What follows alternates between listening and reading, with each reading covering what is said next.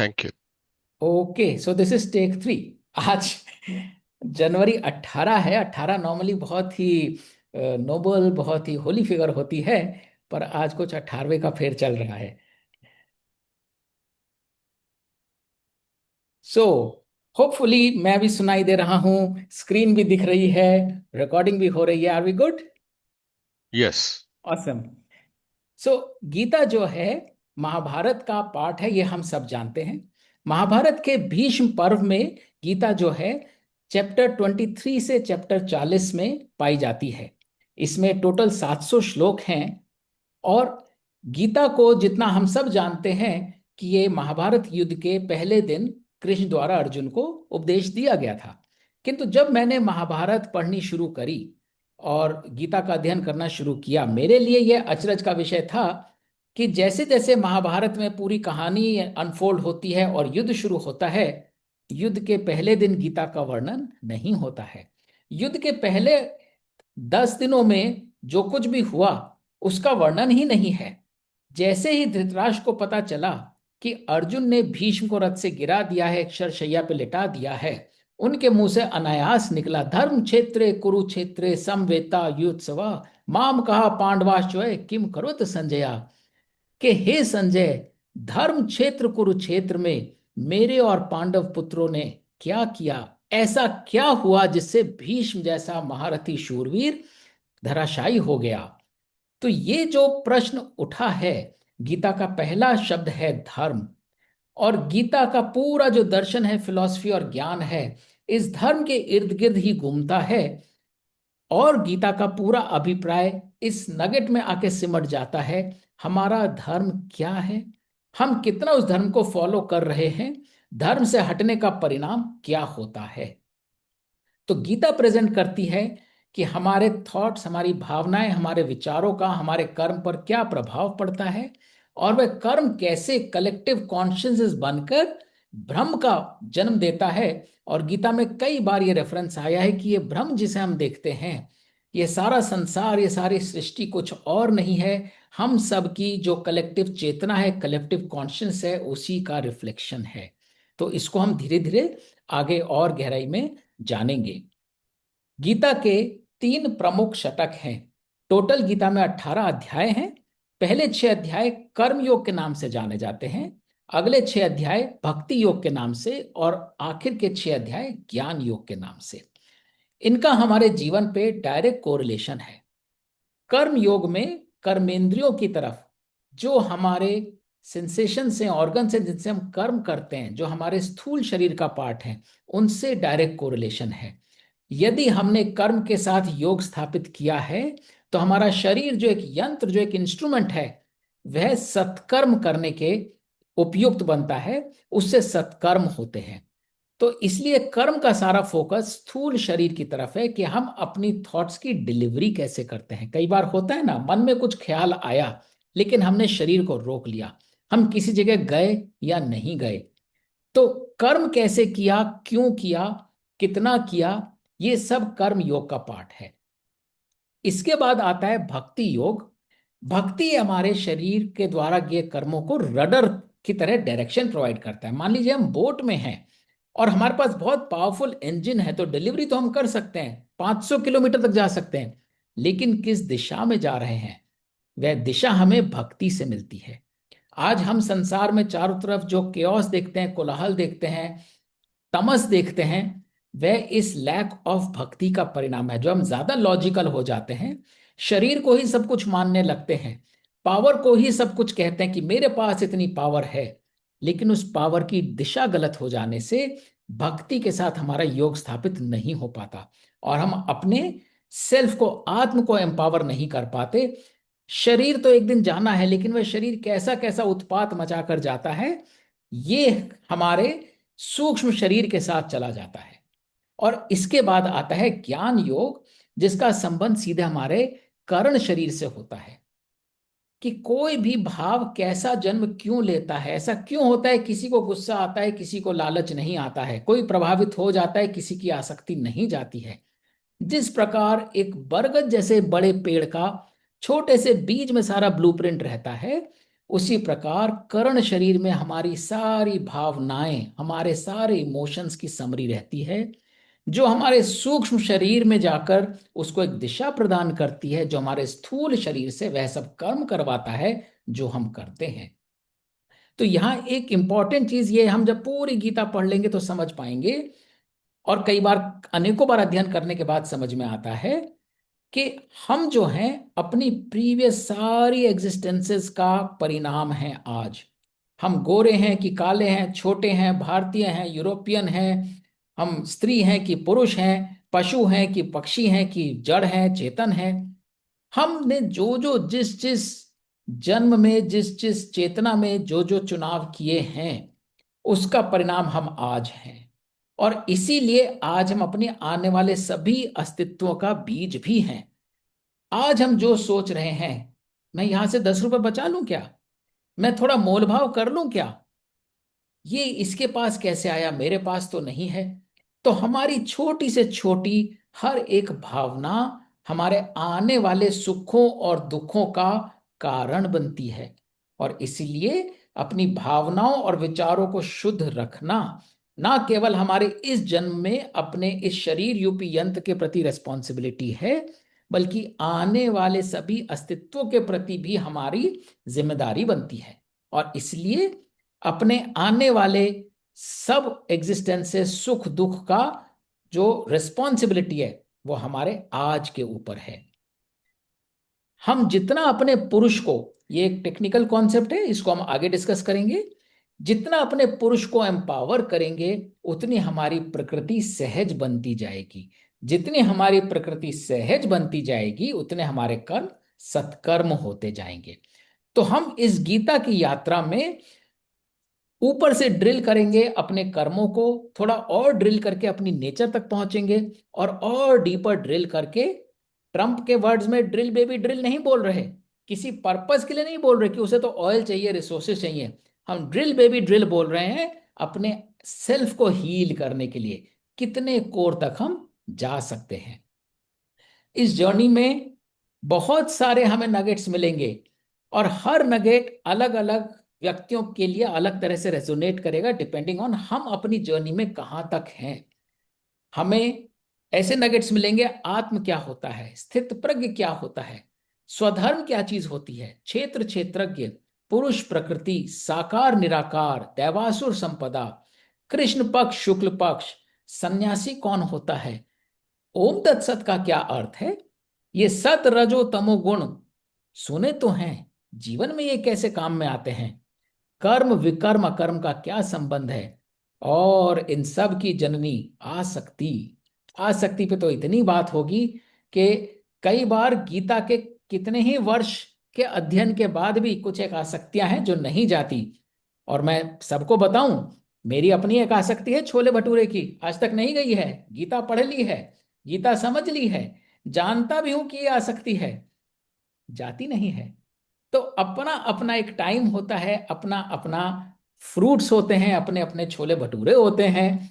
So we need to be just honest about ourselves कि हम कहां पर हैं, और जो नगेट हमको आसान लगता है पकड़ना, उस नगेट से हम गीता को अमल करने में अपनी जर्नी शुरू कर सकते हैं। हमें पहले दिन से मोक्ष प्राप्त नहीं करना, ना ही मोक्ष प्राप्त करने की इच्छा रखनी है या उसका कारण बनाना है कि गीता पढ़ने के बाद मोक्ष मिला कि नहीं मिला। मोक्ष स्वतः मिलेगा जितना अपने आप को लिबरेट करेंगे।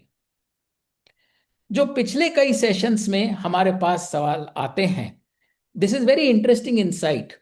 सबसे ज्यादा सवाल जो हमें देखने को मिलता है, सुनने को मिलता है, और गीता जिसका बहुत ही सटीक तरह से उत्तर देने में सक्षम है, मेरे साथ ही ऐसा क्यों होता है, मेरे साथ ऐसा क्यों।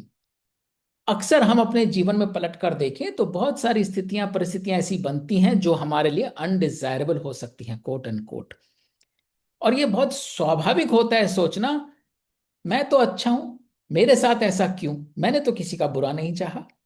बट फैक्ट रिमेन्स, लाइफ है, अप्स एंड डाउन्स आते हैं, बहुत कुछ ऐसा होगा जो हमने सोचा नहीं होगा, जिसको हम जस्टिफाई नहीं कर सकते।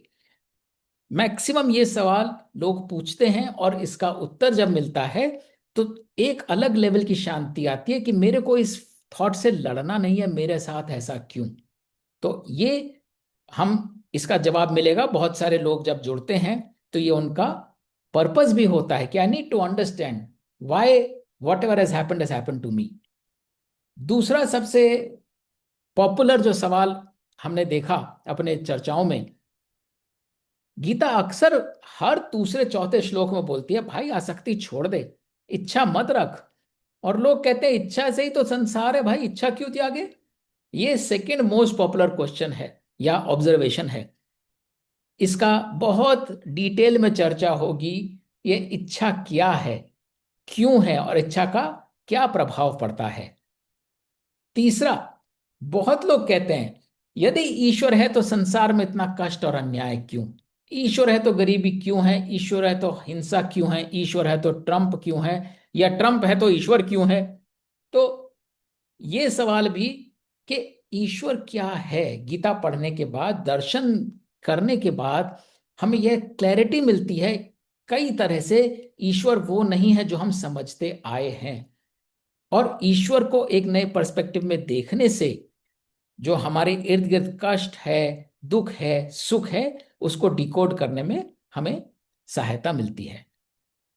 फिर एक पॉपुलर क्वेश्चन आता है, जो स्थिति मुझे दुख पहुंचाती है मैं कैसे निपटूं। ये फलाना आदमी है, सास है, ससुर है, बहू है, देवर है, जेठ है, भाई है, बॉस है, टीम वर्कर है, ये इनटॉलरेबल है, इसको हम टॉलरेट ही नहीं कर सकते।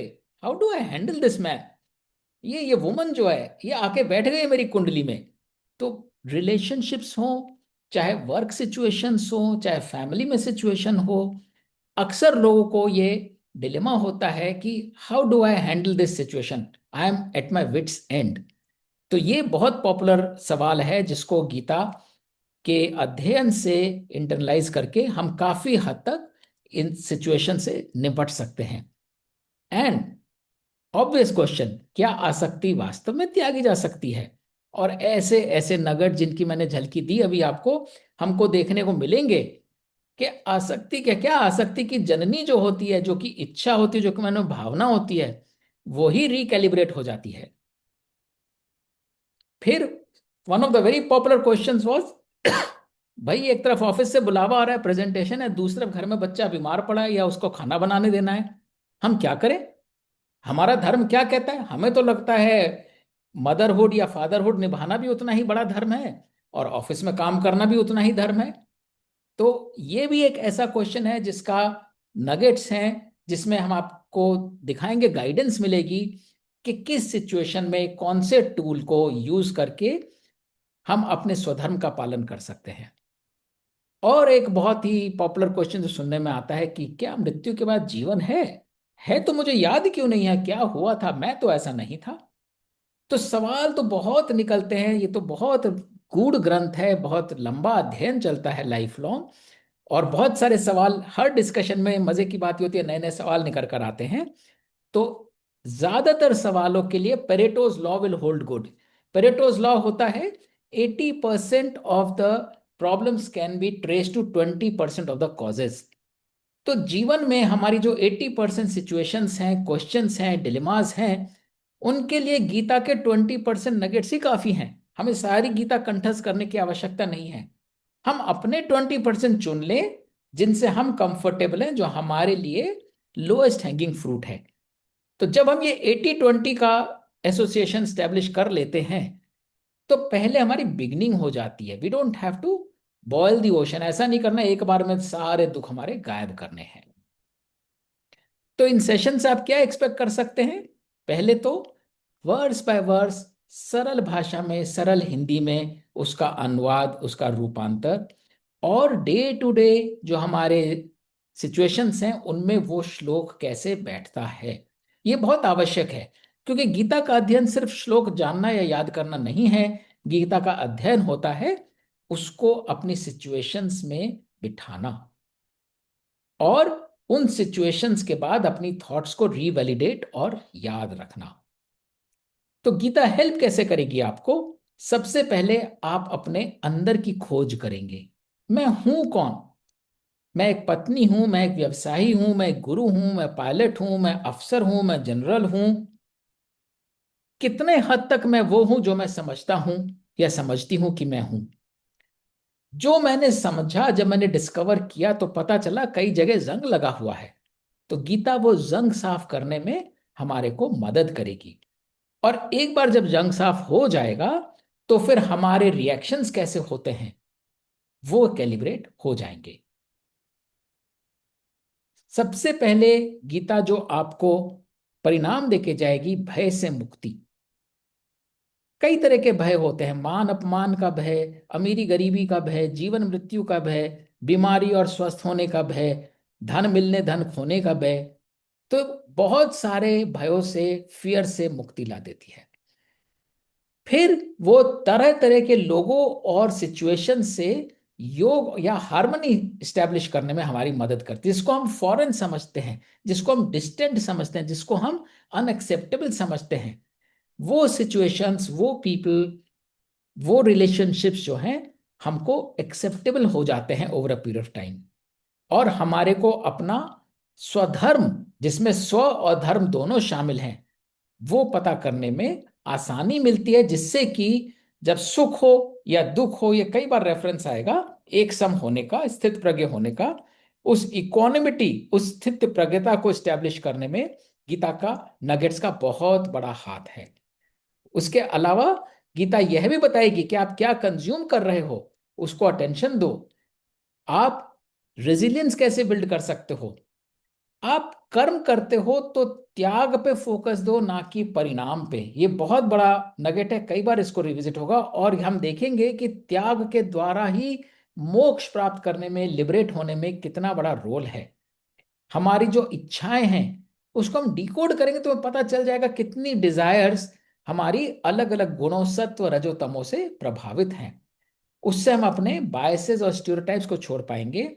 जब ये सारी धूल हट जाएगी तो जो प्रकाश निकलेगा उसमें जीवन बहुत ही सरल, बहुत ही सहज बनेगा। तो इसका फायदा कैसे होने लगेगा आपको।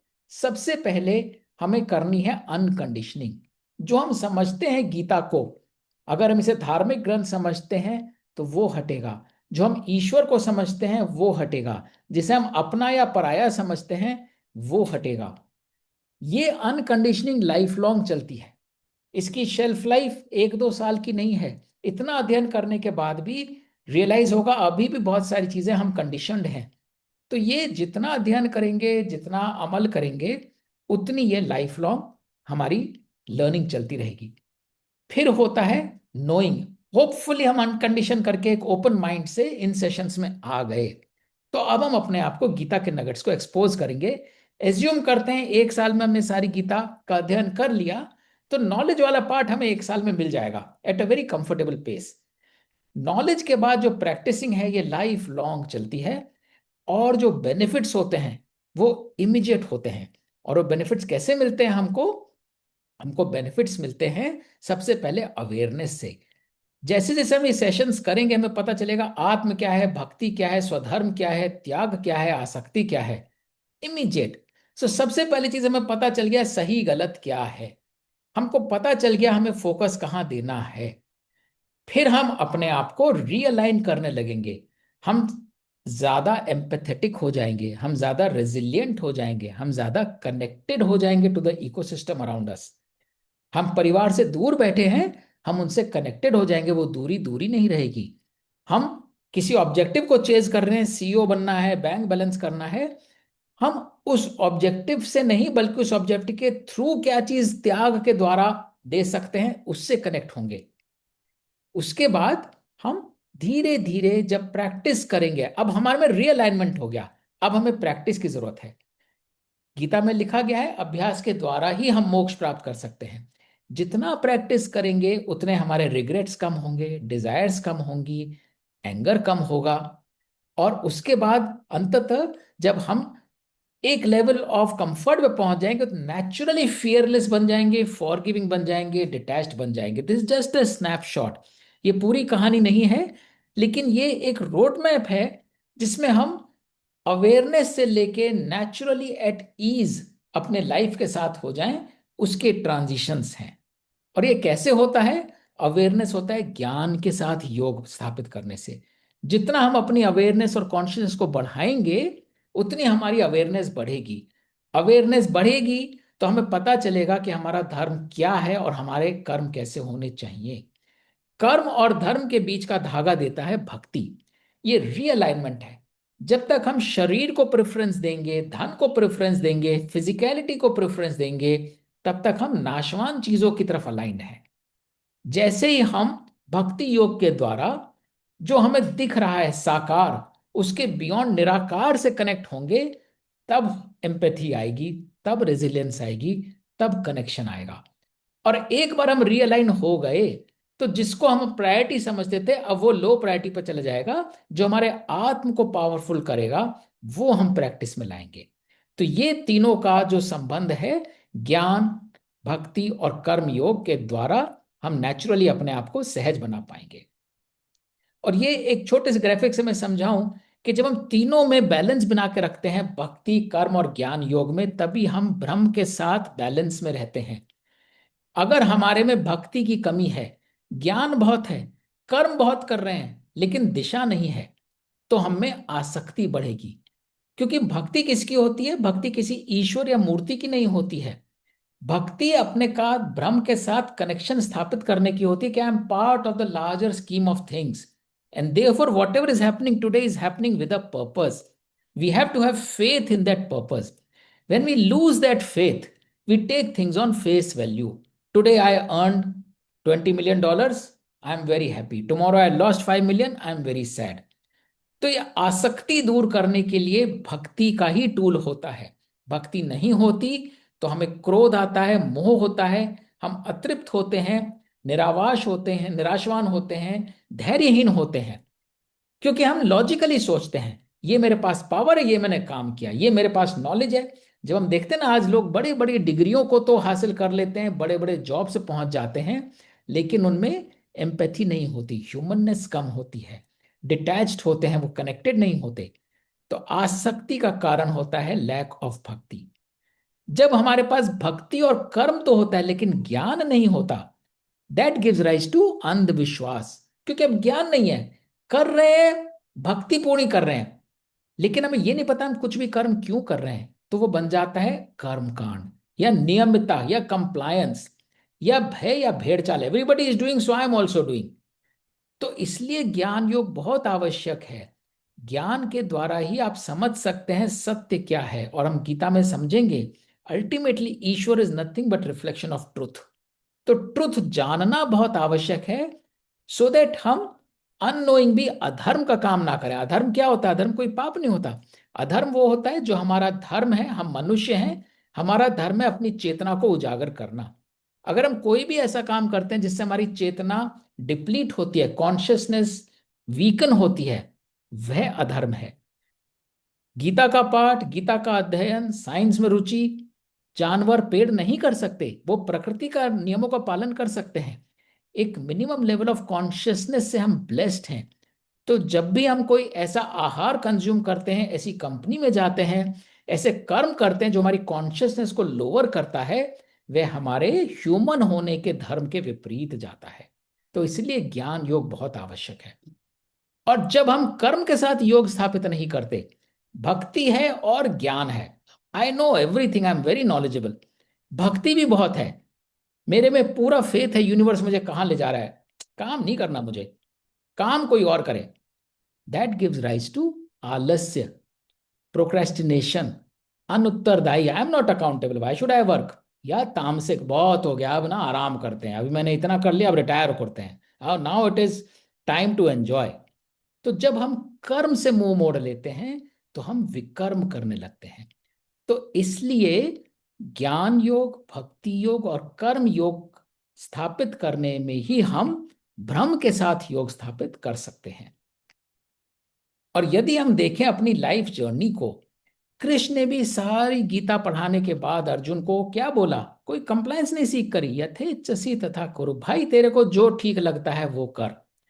तो ये जो ग्राफिक है ये छोटी सी चीज दिखा रहा है, at any point in life we are faced with two situations, choose A और choose B. The moment we choose A, चाहे वो धर्म का काम हो, चाहे वो दान पुण्य हो, चाहे वो शराब पीना, मांस खाना हो, चाहे वो गलत संगति हो, चाहे वो शिक्षा ग्रहण करना हो, चाहे वो एक्टिंग करना हो। मन में कोई भाव है लेकिन हम बाहर कुछ कर रहे हैं।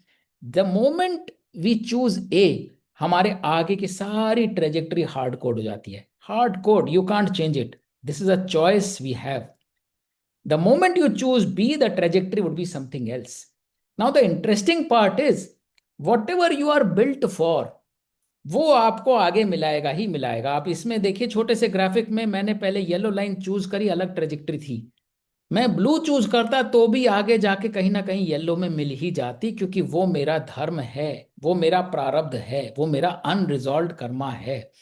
कई बार होता है ना, लोग बोलते हैं मुझे एक्स वाई या जेड बनना है, और they take control in their hands. Universe has other plans for you. Universe आपको ले जा रहा है, शायद बेटर जगह ही ले जाएगा, पर हम क्या करते हैं, हम हाईवे से गाड़ी उतार लेते हैं, खुद कंट्री रोड पर चले जाते हैं, गूगल मैप देखते हैं, बोले अच्छा नहीं यहाँ पे कंजेशन दिखाई दे रहा है, वहां पे 3 मिनट कम है। The moment we get off the highway we discover कि वो तो रूट अलग है, और वापस उसी हाईवे पे जाके पकड़ पलट रहा है हमको। सो हैविंग दैट फेथ कि जिसके लिए हम बने हैं वो हमें मिलेगा, थोड़ा धैर्य रखें, अपने समय पे मिलेगा। और यदि हम जिसके लिए नहीं बने हैं, हम चाहे कितनी कोशिश करें नीले से पीले में जाने के लिए, वो आगे जाके हमको पिंक लाइन में फेंकेगा। तो ये विजडम कि हम किस लाइन को बिलोंग करते हैं, येलो को कि ब्लू को कि पिंक को, ये विजडम हमें सिर्फ भक्ति के द्वारा ही आ सकती है। यह हमें कर्म और ज्ञान के द्वारा नहीं आ सकती, ये लॉजिकल होके नहीं आ सकती। ये जितना अपने आप को हम सरेंडर करते जाएंगे, त्याग की भावना बढ़ाते चले जाएंगे, उतना अवेयरनेस और कॉन्शियसनेस हमारी पावरफुल होती जाएगी, जो हमें इस बात का भान करवाएगी कि हमारे लिए क्या रास्ता सही है।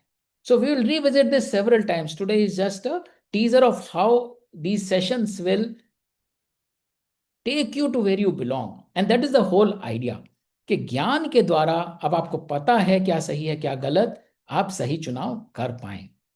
I'll skip this slide क्योंकि ये आगे हम और डिस्कस करेंगे, लेकिन जो इंपॉर्टेंट स्लाइड है वो ये कि हमारे पास हमारा गोल्डन आत्म होता है, कोड, उसके ऊपर हम डिजायर्स ओढ़ लेते हैं, जो हमारा प्रारब्ध क्रिएट कर देता है, और अज्ञान। सबसे पहले हमें अज्ञान काटना है, जो कि हम गीता पढ़ के कर रहे हैं। फिर हम भक्ति योग और त्याग के द्वारा प्रारब्ध काटते हैं, और फाइनली कर्म के साथ योग स्थापित करके अपनी इच्छाओं के जाल से मुक्त होते हैं। तब जाके हमारे गोल्डन कोर को वो एनर्जी मिलती है जो उसे एम्पावर करती आ रही है। तो ये एक, जिसे बोलते हैं, प्रीव्यू था कि गीता, कोई बोले कि भाई क्या गीता पढ़ने से किस तरह से हमारा भला होगा, क्या गीता के श्लोक जानने से, उन श्लोकों में मंत्रों में कोई पावर है, तो गीता किस तरह से हेल्प करेगी। ये एक तरह का रोड मैप था कि जैसे जैसे हम अध्यायों के आगे बढ़ेंगे, हम ज्ञान योग के द्वारा जितना जानेंगे, अपने को रियलाइन करेंगे, हमारी लॉयल्टीज, हमारी आस्थाएं, हमारी निष्ठाएं चेंज होंगी। जिनको हम गैर जरूरी समझते थे वो चीजें जरूरी बन जाएंगी, जो हमारे लिए जरूरी थी वो ट्रिवियल बन जाएंगी, और फिर हम अपने कर्मों को सत्कर्म की ओर डायरेक्ट करेंगे। So I would take a pause here. Today was purely an introductory session to lay the picture of the overall profile of this sessions, lay of the land कैसा होने वाला है। If anybody has any questions, observations, doubts, more than happy to take some of them, and then we continue on this journey from next Sunday, where we'll dive straight into Arjun Vishad Yog और गीता का अध्ययन शुरू करेंगे।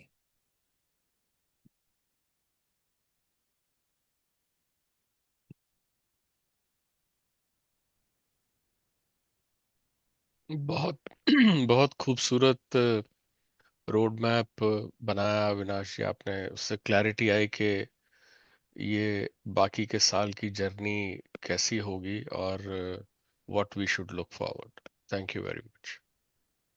Thank you Raj. Avinash ji, आपका बहुत आभार है। आपने बिल्कुल अलग ढंग से बताया है अभी तक कि गीता में हम सब क्या करेंगे। ये अभी तक मैंने किसी से ये नहीं सुना। मैंने इतने चिन्मयानंद जी के और दयानंद सरस्वती जी के भी वो सेशंस अटेंड करे हैं। सो दिस इज बहुत अच्छा है और सरल है। अगर आप थोड़ा और हिंदी डाल दो तो कुछ जो हमारे लोग हैं इतनी इंग्लिश नहीं समझते, उनके लिए और सरल हो जाएगा। और आपके सेशन का तो नाम ही सहज गीता है, तो जरा उनके लिए भी सर्च कर दीजिए तो बहुत अच्छा रहेगा। Thank you very much. और बहुत अच्छा लगा आपको सुन के। शुभ रात्रि। Thank you so much Chandra ji. जरूर ध्यान रखेंगे कि जहाँ हिंदी हेल्प कर रही है वहाँ हिंदी में बोलें, और जहाँ कुछ लोग हम्म हैं जिनको इंग्लिश हेल्प करेगी, सो हम्म वो धीरे धीरे हम्म, will try to maintain balance दोनों के हाँ लिए। जी। थैंक यू जी।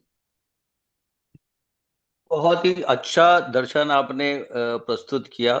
मजा आ गया। ऐसे वाला दर्शन आज तक मैं समझ नहीं पाया था। गीता इतनी मतलब डायरेक्शन दे सकती है और हमें हमारे गंतव्य स्थान तक पहुंचा सकती है। उसका जो आपने एक प्रिल्यूड दिया है, it's really really really very good. I am really thankful to you for this.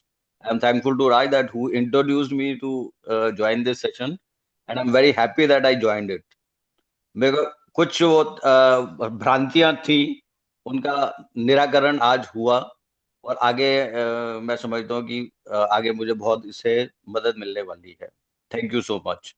सबसे ज्यादा जो मुझे पसंद आया, जो भी हमारे मन में क्वेश्चंस थे वो सारे आपने एड्रेस कर लिया है कि इनको आंसर मिल सकता है या मिलेगा हमें गीता के द्वारा। सारे के सारे क्वेश्चंस मेरे मन में थे जो आपने आज बोले हैं, और आई एम वेरी हैप्पी कि उनका मुझे सबका वो आंसर मिलेगा। I definitely look forward to all these answers. Let's hope thank Sudhir you. जी, we are collectively on this journey. तो बहुत सारे प्रश्नों के जवाब मिलेंगे और कुछ के मिलके ढूंढेंगे।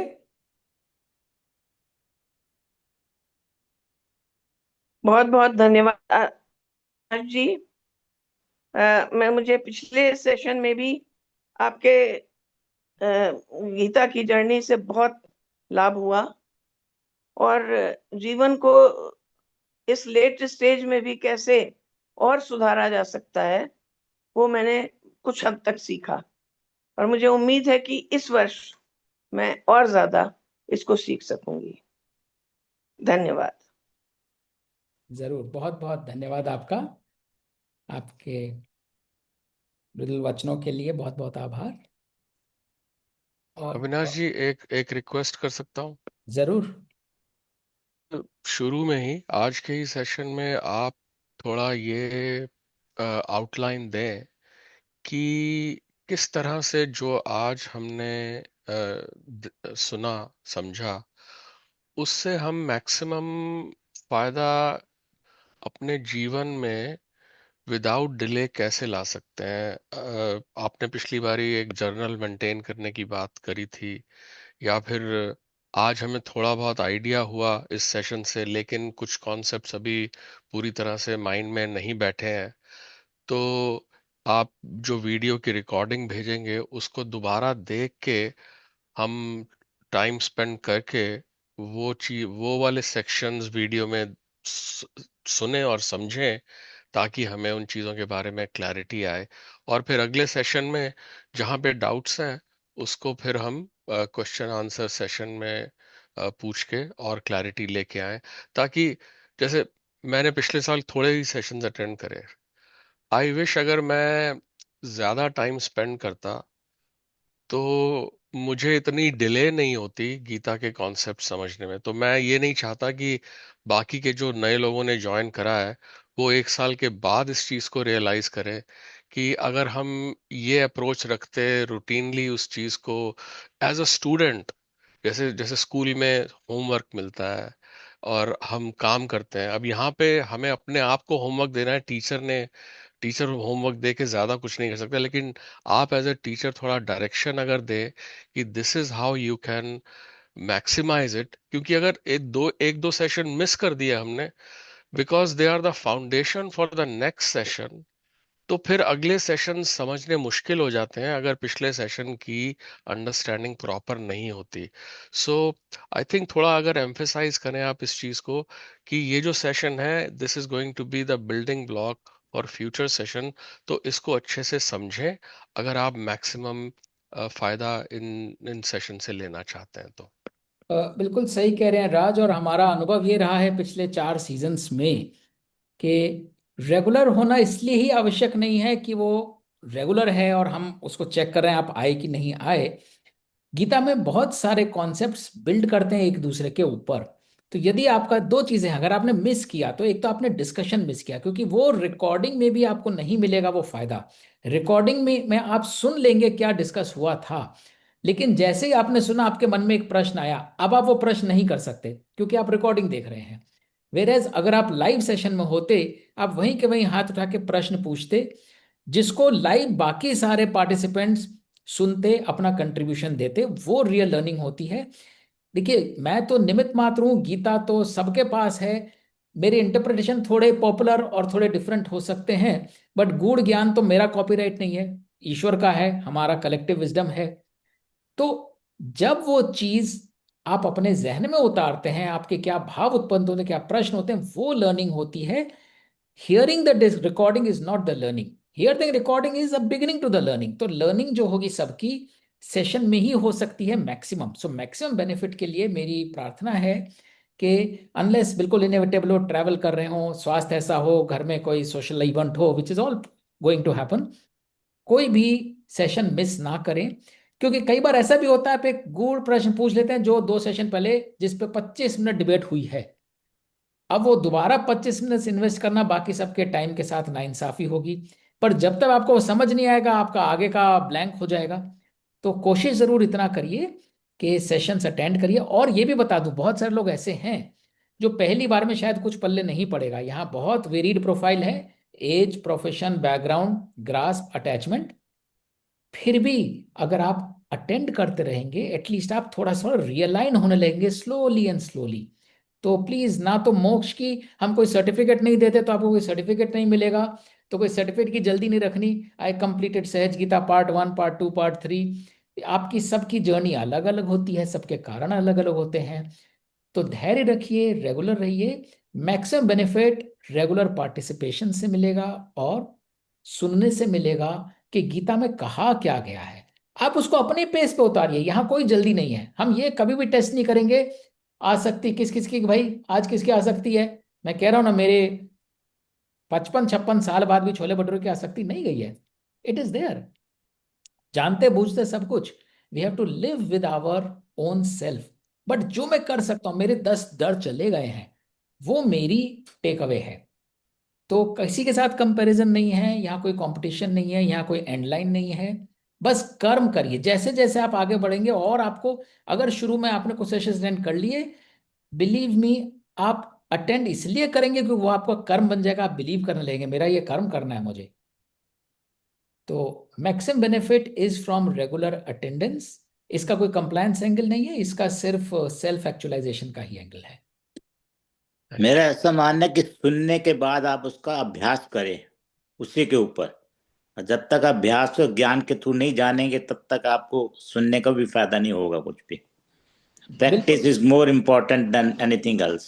बिल्कुल सही। अपने लिए चुन लीजिए कौन सा नगेट आपको रेजोनेट कर रहा है। जैसे आपका किसी से कंपटीशन नहीं है, आपकी आसक्ति नहीं जा रही, नहीं जाए, पर आप में भक्ति आ गई है। भक्ति का मतलब मूर्ति पूजा या ईश्वर की पूजा से नहीं समझते हैं। भक्ति मतलब आप में एक फेथ है, जो हो रहा है वो मेरे भले के लिए हो रहा है। श्रद्धा। आप में वो आ गई, श्रद्धा वो आ गई। आप साकार से चिपके हुए हैं, आपको कोई कंपटीशन नहीं है निराकार बनने का।